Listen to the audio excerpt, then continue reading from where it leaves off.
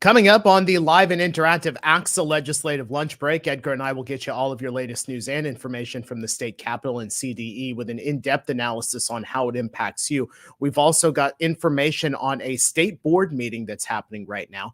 Plus, we're going to talk about school kitchens, the opportunity to support students during their times of need, and how one school district made their current facilities work out for the students. The ACSA legislative lunch break starts now.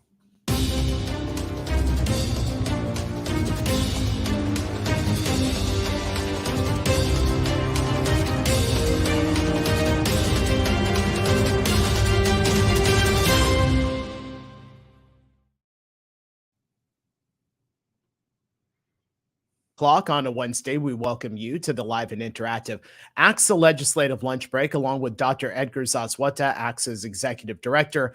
I'm Naj Alikhan, ACSA's senior director of marketing and communications. Welcome. We are honored to have you back with us here on a Wednesday after taking last week off for ACSA's Leadership Summit. Go ahead and jump onto the chat and say hello and let us know where you're watching from today. Edgar, how are you?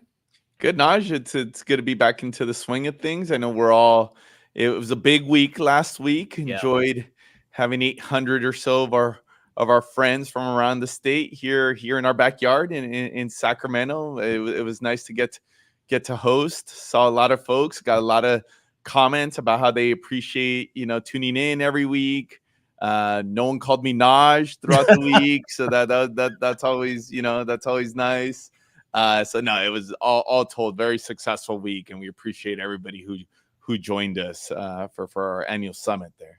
Yeah, 800 of great educators here in the state of California were with us at Leadership Summit. Want to say hello, Mark Campbell, Neri Pais, who's we were posing for photos with Neri. He was more of a celebrity over there at Summit than you and I were. Chris Corey, Lester Powell with us. I do want to make mention, because we always have Deanna Kulian on the show in our comment section. I got to meet her for the very first time here at Leadership Summit, which is great. I love seeing our ACSA family there. And so Deanna, who's our big college football fan, in the spirit of actually seeing you last week, I'm wearing my Penn State gear today, the Penn State flag, ahead of this week's big game against Michigan. Naj, didn't I tell you that there was I wanted no college football talk given what happened last weekend, and in fact, as far as I'm concerned, college football season's over. It's dead. College football season is dead to you. You know what? Charlie Hoffman, who's on our chat today and watching the show, he may have something different to say about the college football season still going on. He may have a few cracks about USC's football team to jump in with that. If we can figure out a way to play football without defense, if we're only on the offensive part of the side of the ball, then maybe. But yeah, that's for another day. That's for another day. Absolutely. Folks, coming up a little bit later on, we're going to be talking about school kitchen facilities, the universal meal mandate, and how one school district was able to solve the problem of supporting some of their students. Want to give you some news headlines right now, Edgar. As we speak, there's a state board meeting being held to adopt the 2024-25 LCAP template. And I'll get your feedback on this in a second. That adoption of the LCAP template includes proposed revisions by CDE, the streamlining of the template and incorporating changes that basically are mandated by statute. ACSA delivered a coalition letter to the state board with a list of proposed changes. Here's some of the changes. Removal of prompts not required by statute, consolidation of prompts in the plan summary and engaging educational partner sections, consolidation of the data entry table and total expenditures table. Edgar, it would drive me nuts if I read all of these. Ability to develop a single focus goal for multiple equity multiplier schools if certain conditions are met. Edgar, I could read the list. Yes. Your thoughts on this, because we were part of this coalition letter. And now this is actually happening right now. This meeting is about 30 minutes old over at State Board. Yeah, I mean, this is a first shout out to our government relations team and who's helping lead that coalition of folks, really pushing on the state board to take almost a step back on this whole notion of the LCAP. Let me tell a quick story. So I was at LA Unified. Well, we're all fighting for LCFF, and the policymakers had this idea about the LCAP. And at that time, most of the attention was on the money. Who's going to get what, winners and losers. You all remember that whole fight about the adoption of LCFF. Now, the LCAP, I remember being in a meeting in the governor's office, and I quote, and I won't name the staff, but we had staff who told us, oh, no, don't worry. The LCAP, it's intended to be between a 5 and 8 page document, very high level, where this is going to play itself out.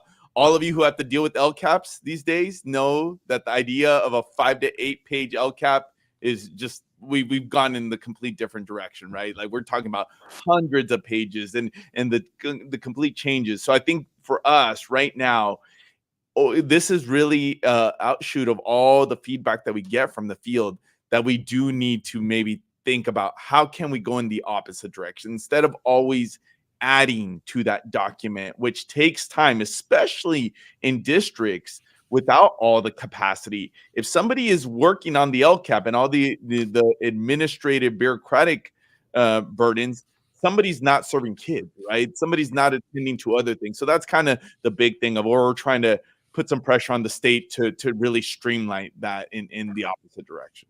Yeah, so that meeting going on right now over at State Board as we speak. I'm just looking at the clock because it started at 12:30. Should we get any updates on that during the show today, we'll certainly give that to you. This story caught my attention, Edgar, about one particular school district and the rising legal costs. We've talked about Temecula Valley School District a lot over here since January. Specifically about the election of 3 new board members, those new board members who are on the more conservative side politically. The board fired its superintendent, then pursued a number of policies, including the ban on teaching critical race theory and instituting a ban on a social studies book that included references to Harvey Milk. According to the Press Enterprise in Riverside, the board has also enacted a parental notification policy and adopted a flag display policy that was viewed by some as a way to censor LGBTQ pride flags. Today, the newspaper published an article that had a startling figure. I'm not a numbers person, Edgar. I'm a words person. But let me just set this up. According to the newspaper, the district's legal fees have increased 377% since the new board has taken over. This is a quote from one of those new board members, Jen Wiersma.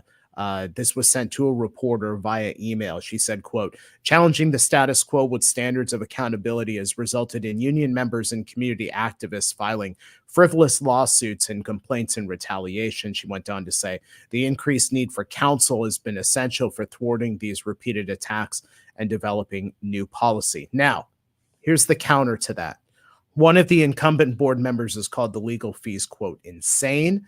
This same board member, and I want to read this directly from the article in the Press Enterprise. The board member, quote, worries the time and money the board spends on matters involving lawyers is taking away from pressing district needs, including plans to repair or renovate school buildings. She said, quote, these are all just manufactured concerns, and that's what we're spending our time on instead of real concerns that people come to us with. How are we going to improve test scores? How are we going to combat chronic absenteeism? How are we going to keep our facilities in good repair? The things we need to talk about, but we waste our time with lawyers and manufactured crises. Edgar, look, as I said, I'm not a numbers guy. I'm a words guy, but 377% higher is a startling figure. And again, we've been talking about Temecula Valley since January. And the quote in here from that one board member saying that, we're missing on the pressing issues, that we're dealing with all of these legal issues. What we're doing is we're ignoring the pressing issues, facilities, the needs of students, all of that. This is a startling figure, but it certainly comes down to we need to be focused on students. Yeah, I mean, and I won't get into all the details about the issues, right? We've talked about this at great length here. I will say, like, for example, we're talking about Summit. We had the Attorney General with us for one of the sessions. the Attorney General was talking about his involvement in a number of these school districts, regardless of where we sit on some of these issues. And we know there's a variety of views throughout the state, even amongst our membership. I think we all could agree that probably having the Attorney General super involved in our schools is probably not where we want to be at, right? Because again, almost to almost to the LCAP issue, if we're focused on these things, we're not focused on the core issues impacting our schools and our students. So yeah, unfortunately, it's a sign of the times, and I think a lot of districts are going to be down this road of having to think about how do we respond to everything else going outside of our schools that are playing itself out on our doorsteps. Yeah, and I'm glad you mentioned Rob Bonta being over at ACSA's Leadership Summit, because some of our Leadership Summit montage videos, the reviews of them available up on our YouTube site, which many of you are probably watching our show on, so you can go ahead and get a look back at some of the events there at Leadership Summit. Let's go ahead and switch gears now. This is our big topic today: school kitchens. Being able to service students, provide them the essential meals they need to be healthy, to have positive outcomes in the classroom, have a more safe environment inside and outside of the classroom. We've got a special guest on with us today. He was part of the team that paved the way to building a kitchen facility from the ground up. Yuri Calderon is the chief business official at Cold Springs School District in Santa Barbara. Yuri, it's an honor to have you here with us on the ACSA Legislative Lunch Break. I want to ask you, Cold Springs School District, it did not have a kitchen prior to the universal meal mandate. Tell us how you guys put together the plans, how all of this came together for the kitchen to come up from nothing to something. Well, good afternoon, Naj, Edgar. It's really a pleasure to be on your show. This is a fabulous forum to provide information and student advocacy for all of our districts out there. Our plans for the kitchen came together rather quickly. As you may recall, 21-22 legislature decided that we needed to serve meals, 2 meals a day for all of our students. And for many of our districts, like Cold Spring School District, which is a small school district with a enrollment of under 200, we didn't have the facilities or the know-how or really the money to kick off a kitchen program. And so we had to scramble fairly quickly. As I recall, we had less than 8 months of a ramp-up time between the time the legislature basically passed the bill and the information got out to school districts that we were going to be having to serve 2 meals a day. And so we were scrambling. I mean, we had no facility. We had opened our campus back up during COVID. And as a result of that, we were one of the few schools that were open for in-person learning. And so our enrollment actually shot up. And we were using spaces that we didn't normally use for classrooms. And so we had some fairly big obstacles to overcome to get to the point where we could serve kids. Let me ask you just a follow-up. What were some of the obstacles that you encountered, and how did you overcome those? Well, I kind of broke them up into 5 obstacles. I think these are some fairly big challenges. There are over 600 small school districts with less than 2,500 enrollment, and a lot of them found themselves in the same situation that we were in. Those 5 obstacles were: 1, we were not part of the CNIPS or the lunch program reimbursement system, and so we didn't have access to the volume of information and materials and the reimbursements for meals that some of the larger districts and some other districts have. Second thing is we didn't have a kitchen, as I mentioned, and our site was fairly impacted. We also have very old buildings. Our buildings date back to the mid to late 20s. And so trying to rehab a space for a kitchen in an old facility can be very, very challenging. And we're not set up to build a new building. for just a kitchen. It just doesn't make sense for a population of 200 kids. And then the fifth challenge that we had was we didn't have the money. We have a reserve that we maintain, like many districts, and as a basic aid district, we have just enough money to carry us from the perspective of cash flow, because of the tax revenues don't come in until November, December. And so we maintain a reserve. And so we were going to have to utilize our reserve to basically carry the project until we could identify other funds, either through the CNIPS program or through state grants or federal grants that we could use to build our kitchen. Yuri, thanks for joining us today, and thank you for your service too to ACSA. I know in addition to the work you do in your community, I know you're one of our leaders in our Business Services Council and just a staple of so many of the things that we do here. So thank you for that. You mentioned like the majority of school districts around the state, Cold Springs is a small school district, right? You don't have that capacity. You don't have all the things that maybe some larger districts do. So having said that, how did you all navigate these new requirements and the reimbursement? Any tips for folks that may have been in the same situation on this issue, other issue of how do you even move forward, given sometimes just the real challenges that you talked about, whether it be resources, capacity, or other obstacles in the way? Well, Edgar, I think that's a great point. It's not just small school districts. And as I talk to my colleagues around the state about the reimbursement or the state and federal programs related to meals, I think we would all agree, and probably I would be surprised if there were some that didn't agree with me, that system needs to be overhauled. I mean, it's antiquated. The software that the state is using has been used for as far as anybody can remember, the same software systems.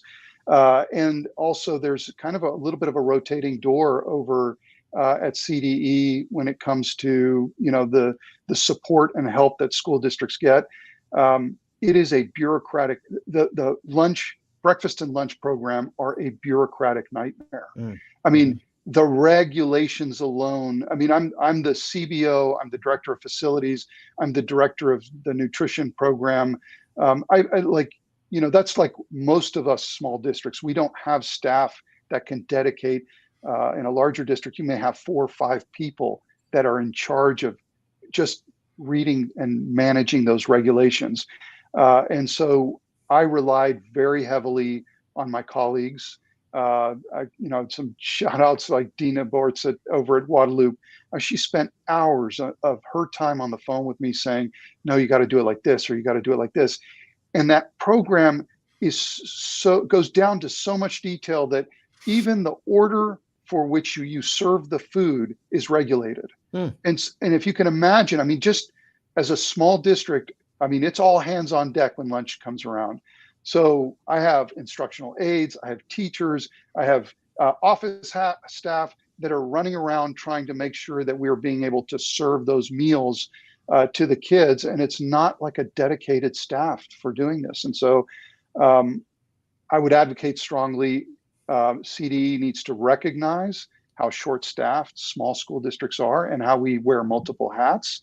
And I think also there needs to be some thought about how can we make the system and this program much more efficient to actually focus on what gets to the kids rather than, the 10 million different requirements about what notices we have to send out to the families and managing, all the applications and all that kind of stuff. Admittedly, lunch is one of my favorite parts of the day, so I had to make sure I threw that in. Yuri Calderon is the chief business official with the Cold Springs School District in Santa Barbara. If you have any questions for Yuri or comments, go ahead and put those into the chat. I do want to ask you, Yuri, about community partners because they are so valuable to school communities, generally speaking, in so many different ways. What contributions helped you guys get the school kitchen up and running? We had so many, Naj. I mean, the community support for what we were doing was really overwhelming. I mean, I had everything from, it took us about a year, 8 months to build our kitchen. And so we didn't have enough ramp up time to get that done before the mandate kicked in. And so I had a partner vendor out in the community, New Cuisine, who helped serve meals or help prepare meals for us in the interim as we got our kitchen completed. I also had the San Isidro Ranch, which is a hotel and restaurant in our local community, which some of your viewers may be familiar with. They have an award-winning restaurant. I spent countless hours with them walking the area and saying, how would we lay out the kitchen and what would be the best layout, what kinds of equipment we need. The middle school, the Santa Barbara Middle School cook spent hours with me doing the same kind of thing. San Isidro Ranch was renovating their kitchen, so they donated a stove, oven, a couple of ovens, and refrigerators, things like that really helped us get off the ground, that saved us $75,000 that we would have spent on some of this, and time spent with consultants and architects and things like that. We basically drew out the kitchen on the back of a napkin and was able to give the architect very quick direction. This is what I want. So that when we got it, the kitchen hood is one of the most complicated, a commercial hood is one of the most complicated pieces for a school. And that hood is a structural element that's got to be built into your building. And it has a fire suppression system that is off the charts from the future. I mean, this thing, if there's a fire, it basically puts out the fire, shuts down your electric, shuts down your gas. It's a great system to have, but you can imagine that system alone for the stove and oven cost us over $80,000 to build, to install, and to purchase. Wow. And so that's a big piece of the kitchen, right? Yuri, so here's where the proof is in the pudding here. I know when we did, as your colleagues know, and folks, leaders around the state, there's a few things that kids, when we ask them for students, when we ask them for feedback, when we ask for families, school meals is always, students always have have some commentary one way or the other. What's been the general reaction to not only the kitchen, but just obviously the byproduct of that from students, from community? How have folks reacted to all these changes? Edgar, Dr. Amy Alzina, the superintendent for the school district, and I know she's very involved in ACSA and SSDA. Both of us have this commitment that if we're going to do anything at this school, we're going to do it A+. So we're not going to do anything halfway. And so one of the very important things that we committed to very early on was we were going to serve not only the healthiest, but the best meals in the state of California. And so we've been on that track. We've been very committed to that. We finally have got the kitchen built, had a great grand opening over the summer. We had our entire community come out and we served them lasagna to anybody who came by. And there was so much excitement about what we were doing. And then we hired our cooks. We have a husband and wife team that happened to be parents in our community. And they stepped up. They were both in the restaurant industry, and they said, hey, we want to do this with you. Caitlin Larson and Nick Solberg, they are the two most amazing people in the world. And they have been working on this menu that is off the charts. The kids love the food. In fact, we were struggling getting kids to school on time. It has turned it around. We have kids showing up early and lining up, wanting to get the food, right? So, and it gets them to school on time. And they're making, I mean, they had bagels, egg and cheese sandwich bagels they make them fresh here. For lunch, we had this braised beef that Nick braises for 6 hours the day before, that they serve for lunch today on kind of like a sloppy Joe type of thing. And the kids just love it. It's become kind of a central point for everything we're doing. We happen to have kicked off a garden a couple of years before, and our cooks are excited to go out to the garden and they pick the different herbs and the different vegetables, and they integrate it into the menu, which is what we're supposed to be doing, right? And then we take the food waste and they're composting it in our garden composts.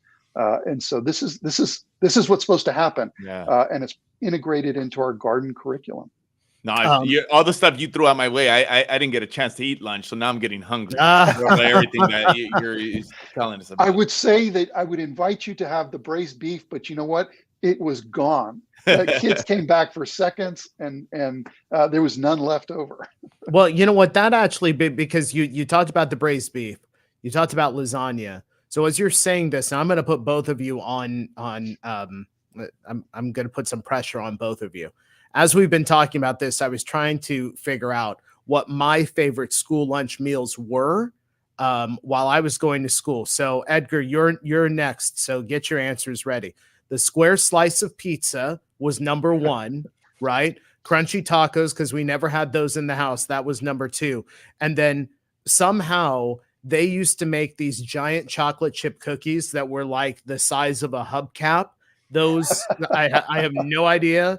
There was probably zero nutritional value to that. But so those were my three. Edgar, what do you got? I mean, those in a while. I feel like when we talk about school lunch and what we were eating when we were kids, it almost feels like we're talking about the dinosaur ages, right? Because I think things have evolved from what I've seen visiting our members, just seeing what Yuri's talking about.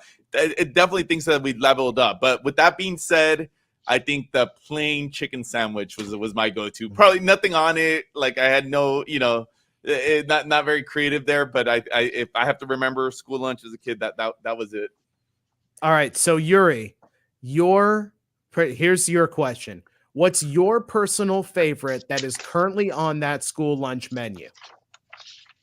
I got to tell you, that is a very challenging question for me because what these guys are doing in the kitchen and the modifications they're making each day to prepare something that's balanced, both healthy and delicious, is challenging. I got to tell you though, the pulled pork is probably one of my favorite, and then a very close second is they're making this focaccia pizza, and literally it's like a focaccia bread pizza that is so delicious. It's got a little bit of they're working really hard to mix the right flours because we have to use whole wheat flours, but that we are allowed and permitted to mix a little bit so that they can get something that doesn't taste like cardboard because you use 100% whole wheat flour and you get a little bit of a cardboardy taste. But that focaccia pizza is a really close second. Hey, Naj, when Yuri started answering the question, I thought he was going to pull a Tony Thurman on us first. And, and Yuri, as Jared pointed out, he's in our political realm. He's a VPLA. I thought he was going to give us a politically correct answer and not answer the question. I'm glad he came through. And I see Neri, the coffee cake, LA Unified. I think those that have it is known for the coffee cake there. So shout out. I saw that. Now I'm really hungry. I'll just talk about food. So you know what I'm going to do when we're done here. Yuri Calderon, Chief Business Official, Cold Springs School District in Santa Barbara. Yuri, it's been great having you here on the show. We look forward to having you next time. Thank you. It's been an honor, really. You guys are I commend what you guys are doing for us school district folks that are in the trench. That advocacy on behalf of students is critical. And you guys know me very well. I'm a huge advocate for small school districts. What we're doing in small school districts is super important. We're able to provide an excellent educational experience for our students, and we do it while wearing many hats. And so we rely heavily on you guys. Thanks, Yuri, very much. Appreciate it. We'll see you next time. See you next time. Thank you. And Edgar, I have to tell you, I didn't realize that I was going to open up this on our chat. I mentioned the square pizza. Heather Agarta mentioned the square pizza over at Tynes Elementary School. Deanna said the same thing. I'm very interested now with this whole coffee cake thing.